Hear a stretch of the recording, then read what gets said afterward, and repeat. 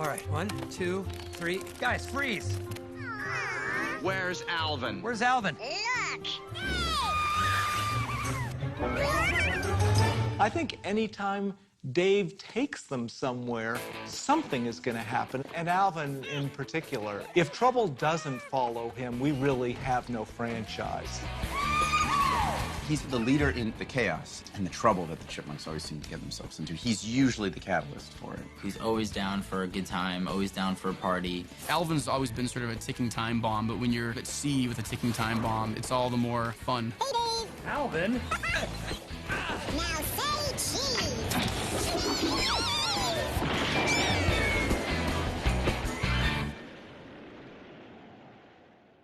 My dad in 1961 did the first shows with the Chipmunks called The Alvin Show. 20 years after that, Janice and I started doing a new TV show with the Chipmunks. That show started in '83 and ran through 1991. We finally have a vacation cabin of our own. There are different vacations episodes that we've done in the past. And when we go back 50 years ago, my dad did a show called Alvin's Cruise, and it was the same time that our family had taken the Lurleen from Los Angeles to Hawaii. And so that became a little bit of the basis of the Alvin's Cruise. And so all of a sudden, Alvin's on a cruise ship, and he's got a social director that really is anxious to perform for Alvin.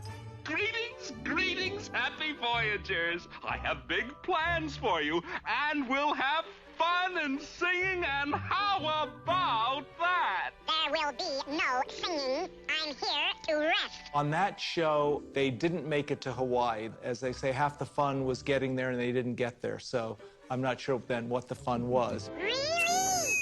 In Island Fever, the Chipettes join the Chipmunks, and they feel that they are in this absolute barren, hostile environment, deserted island. What if we're here 9 years?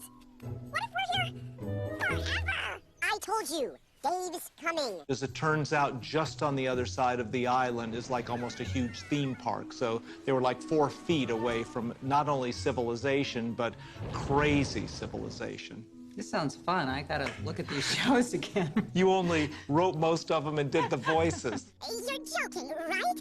In the Chipmunk Adventure, there's a great part of this movie where they wind up in Fiji. But Theodore is really worried, and Alvin assures him that, of course, nothing is a problem, and we will immediately cut to Alvin strung up by the natives there, and Theodore becomes their long-lost Prince of Plenty. Theodore!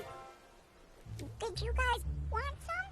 There's more to Hawaii than food, Theodore. The Curse of Lantiki is a show that we did back in the early 80s, and Alvin figures the way to really bump up his PR visibility is to get into this new surf contest. And so he's been practicing all of his different surf moves, and when he finds this little emblem, he looks at it and he figures he is now cursed. Cursed?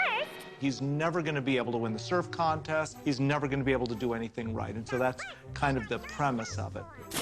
Do you watch these shows when I'm not home? Morning, noon, and night. Get with it. These are the 80s. Nobody reads anymore. One of the things that we did in looking at Chipmunk episodes like Treasure Island, we just realized that a lot of kids weren't reading as much. And so we started that show out where the Chipmunks are all busy doing all kinds of video games and computer stuff and all of the rest of the stuff that all kids do. And the power goes out. You can't play with your electric toys now, Alvin. There's no television, there's no cable, there's no video game, there's no nothing.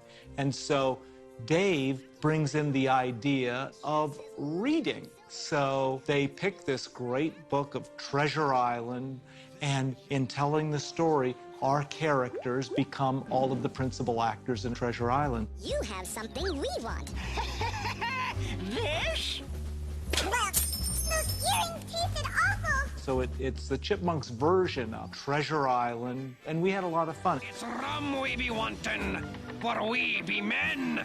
And men do manly things. The little underlying thing is, reading's a cool thing, and there's some great stories that you can get lost in. Look, it's us. Treasure of Siesta Grande is not what we call a classic story. It's our sort of chipmunk version of what a crackpot guy with a plane might take them to if the Chipmunks thought that they were going for this amazing archaeological dig. And every kind of wrong thing happens during this thing. But through it all, they do wind up finding this amazing treasure, which, of course, they did not expect to do. Think there's any food in here? I'm so hungry. Just look around you. Mother Nature has supplied all the food we need. We did Swiss Family Chipmunk, where Dave took the chipmunks just to get away from all of the paparazzi and whatnot. We're going to go back to nature. We're going to remember what all of that was like before. And, of course, the characters are not that keen on it. Is he crazy? What? You guys expect me to sleep outside? Last I checked, Britt, we're chipmunks. We're used to living in the wild. No. We used to be used to living in the wild. I had grown up with Swiss Family Robinson and just loved the fact that this family went from we're not gonna make it to all of a sudden the coolest treehouse you ever saw. Truth be told, it's one of the reasons when Janice and I were first looking at Chipwrecked, we wanted to make sure that both the Chipmunks and Chipettes built really cool tree houses. Coolest tree houses ever. Yeah. This treehouse is awesome! Maybe you are kind of the smart one. Because of the circumstances in this movie, all the characters change. They all are dealing with an element of themselves that they're not used to dealing with. You're starting to sound like Dave. So when we look at it, it's comedic, and it's fun, and it's enjoyable, and it becomes musical, but also underneath all of that is the emotional journey that... Small, intimate stories. Yeah. So no matter how big we get with our movies, we want to make sure that we're still taking care of that emotional and intimate story that families can relate to. Why wouldn't I look for you? Because I'm such a pain in the... You're a pain, but I'd come no matter what. Well, that wraps it up. Let's go. We never do anything the same way twice. So an audience gets great entertainment, wonderful music, really fun stuff, a gorgeous, huge, epic canvas, and characters that hopefully they really identify and relate to.